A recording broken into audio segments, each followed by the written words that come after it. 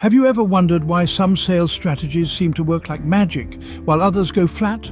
No matter what your product, service or idea, PSI, is, the center lane can keep you driving to success. Picture this. You're in the old model of sales. 40% of your energy is spent building relationships, 30% identifying needs, 20% presenting solutions, and the last 10% confirming and closing the deal. It's exhausting, isn't it? Then you discover a modern model of sales. You spend less time building rapport, only 10%. You dedicate more time to qualification and presenting, 20 and 30% respectively. And finally, you invest a whopping 40% of your effort in closing. It sounds promising, but then you realize it's just as draining. Both these models seem flawed, don't they? They are. They focus too much on the process and not enough on the person you're selling to. That's where the ABC model comes in. Always be closing? Sounds aggressive, right? But it's not about pushing a sale. It's about developing rapport on a conscious and subconscious level, gathering intelligence and controlling the sale with speed and precision. This starts with asking specific questions that are personal to the person and also uncover their needs. You're not just selling a product, you're selling a solution to their problem. And you're just the salesperson they've been waiting for. You need to knock out negatives and add positives. But remember, objections early in the sales cycle are just complaints. Don't meet them head on. They're not real objections, they're just noise. The real kicker, though, is that your client's subconscious mind will make a judgment about you after just 4 seconds on the phone and 1/24th of a second in person. Then their conscious mind takes another 30 seconds to decide how they feel about you. Within that time, the prospect has compartmentalized you. They need to know 3 things about you in that time. 1, you're smart as a whip. 2, you're excited about working with them. And 2, you're a master of your craft and an authority in your space. So, if the old sales models aren't working, what does? Well, that's where the Canter Lane Sales model comes into the picture. The first 30 seconds of your interaction with a prospect are absolutely crucial. They're like the opening scene of a movie. If it's not captivating enough, the viewer might lose interest and it's game over. In a fraction of a second, your potential client has already compartmentalized you. They've made a snap decision about you and where you fit into their world. It's a lightning-fast audition, and you're the one on stage. They need to know you're smart. Not just book smart, but street smart. You're a quick thinker, a problem solver, and someone who can navigate the complexities of their needs with ease. Secondly, they need to feel your excitement. You're not just excited about your product or service, but you're excited about working with them. You believe that your solution is the answer to their problem. You're not just a salesperson, you're the salesperson they've been waiting for. Lastly, you need to project authority. You're not just a master of your craft, you're an authority in your space. You know your product inside and out, you understand the industry, and you have the expertise to guide them towards the best decision. These 3 points are your keys to making a stellar first impression. You may only get a few seconds to shine, but if you can communicate these 3 things effectively, you're well on your way to building a strong rapport. Remember, the first impression is your chance to set the stage. It's your opportunity to position yourself as a capable, enthusiastic, and authoritative figure who can guide your prospect towards making the right choice. Nail these 3 points and you've already set a strong foundation for your sales journey. So what exactly is this Canter Lane sales model? Well, let's delve right in. The Canter Lane sales model is a strategic approach to sales that emphasizes 3 key aspects: rapport building, intelligence gathering, and controlling the sale. For starters, building rapport is about more than just small talk. It's about creating a genuine connection with your prospect on both a conscious and subconscious level. It's about showing them that you're not just another salesperson trying to make a quick buck, but someone who genuinely cares about their needs and is excited to help them find solutions. Next, we have intelligence gathering. This isn't about prying into your prospect's personal life, but about asking specific questions that uncover their needs. You see, the more you understand about your prospect's situation, the better you can tailor your solution to their specific needs. It's all about making them feel seen, heard, and understood. Finally, controlling the sale. This isn't about strong-arming your prospect into buying. It's about guiding them through the sales process with speed and precision. It's about asking the right questions at the right time, handling objections smoothly, and always steering the conversation towards the close. And here's a key point to remember. Early objections in the sales cycle are often just complaints.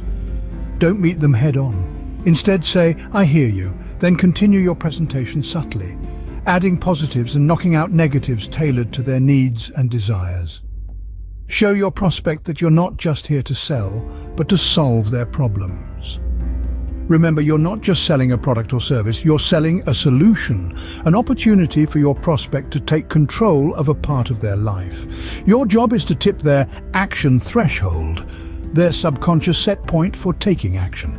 So, in essence, the Canter Lane sales model is all about shifting the focus from selling to serving. It's about treating each prospect as a unique individual with unique needs and guiding them towards the best solution for them. This model isn't about hard selling, it's about smart, ethical selling. Communication is not just about the words you say. When it comes to selling, we often focus on the words we speak. But did you know that only a fraction of communication is verbal? Especially when it comes to in-person interactions, only 7% of communication resides in the words we choose. Quite surprising, isn't it? Tonality, the way we express our words, contributes to 30% of communication. The inflection in our voice, the emphasis on certain words, and the pace and rhythm of our speech all play a massive role in how our message is perceived. However, the lion's share of communication, a whopping 63%, is done through our physiology and body language. It's in the way we stand, the gestures we make, our facial expressions, and even our breathing pattern. All these non-verbal cues can either reinforce or contradict the words we're saying. When over the phone we can't rely on visual cues, the ratio changes. The importance of words increases slightly to 15%. Tonality again plays a larger role at 40%. And interestingly enough, even though they can't see us, our physiology still contributes to 45% of the communication. It's in the energy we project, the confidence we exude. So, even over the phone, your body language matters. Let's put this into perspective with sales. Picture yourself speaking to a potential client. Are you merely reciting a script, or are you truly communicating? Are you conscious of your tone, your energy, and the non-verbal cues you're sending? Remember, the art of communication goes beyond just words. It's about creating a connection, building trust, and leading your potential client towards a decision. It involves not just what you say, but how you say it. So, the next time you engage in a sales conversation, pay attention to your tonality and body language. Remember, it's not what you say, but how you say it that matters. Fear of failure or success is a dream killer. Gripping fear can hold you back, stunt your growth, or worst of all, prevent you from taking that crucial shot. Let me share a personal anecdote with you. In high school, my sister was a fantastic basketball player. She had a natural gift, an uncanny knack for sinking shots from all over the court. However, there was one thing that held her back: her fear. She was terrified of being labeled a ball hog. She was afraid of missing shots, of failing in front of her teammates, her friends, and the crowd. This fear led her to pass up opportunities, to hold back when she should have been shooting. The result? They lost a lot of games they could have won if she had just faced her fear and took the shots. The same principle applies to sales. You can't be afraid of missing the shot, of failing. You can't let the fear of looking foolish stop you from taking opportunities. Because remember, every missed shot is a learning opportunity, a chance to improve and grow.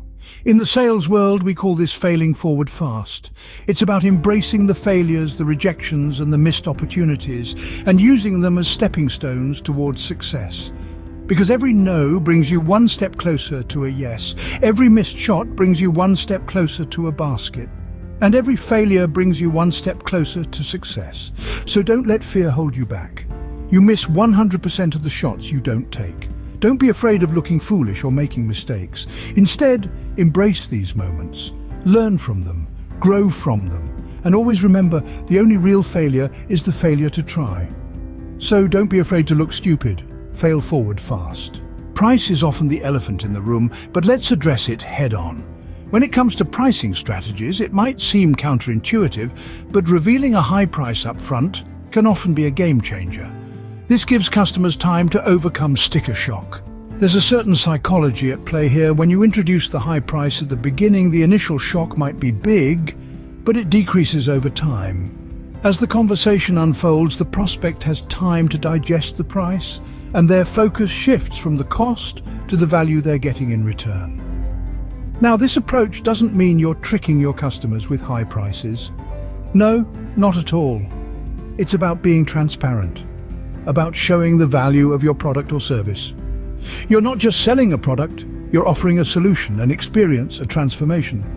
This is where you need to emphasize the value. Make it clear that they're not paying for a mere product or service. They're investing in a solution that will make their life easier, their business more efficient, or their problems less daunting. Let's say you're selling a premium software solution. Instead of merely stating the price, you highlight how it automates their processes, saves time, reduces errors, and ultimately boosts their bottom line. The focus here is on the return on investment, the value, rather than the upfront cost. And remember, you're not targeting everyone. You're targeting those who value quality, who understand that premium solutions come with a premium price tag. As the saying goes, we're not the cheapest, we're the best. There's always a market for the best. There are always customers who are willing to pay for quality, the best in the market. Even if your product isn't the best, perhaps your customer service is. Highlight whatever it is your PSI does best. They're not just looking for a bargain, they're looking for value, for something that meets their needs and exceeds their expectations. So don't shy away from revealing your price up front. Emphasize the value, justify the cost, and watch as your prospects turn into clients. Remember, there's always a market for the best of anything. So, the Canter Lane sales model is not about the percentage game. It's about always being in the closing mindset by building rapport and controlling the sale with precision and speed. Remember, there's no second chance on a first impression. The initial seconds of interaction are critical. You need to exhibit intelligence, enthusiasm, and mastery in your field. This positions you as the person who can help your prospect regain control, take action, and solve their problems. We've emphasized the importance of personal and specific questioning to uncover needs. We've learned that early objections are just complaints and not to tackle them head-on. Instead, we look the client straight in the eye and say, "I hear you, and that's okay now." Or, "You're not alone. I hear that from a lot of my clients. Now." Then we continue our presentation, adding positives to subtly knock out spoken and unspoken negatives. We've also discussed the art of communication. Remember, the words we choose, the tonality we use, and our body language all play significant roles in our interactions. This holds true whether we're in person or on the phone. Don't be afraid to look foolish or make mistakes. Embrace the philosophy of failing forward fast. Just like in the basketball story, don't lose the game because you're afraid to take the shot. As for pricing strategies, give customers time to overcome sticker shock. Remember, we're not aiming to be the cheapest, we're aiming to be the best. And let's not forget, there's always a market for the best of something. Implement these strategies in your sales process. The Canter Lane sales model is more than a method, it's a mindset. It's about being confident, being proactive, and most importantly, always being ready to close the deal. This is the ideal moment to complete the portion of the workbook that goes with this video. Download it for free by clicking the link below. Thanks for watching. Be sure to now like, subscribe, and hit the bell icon to be notified of all our future posts.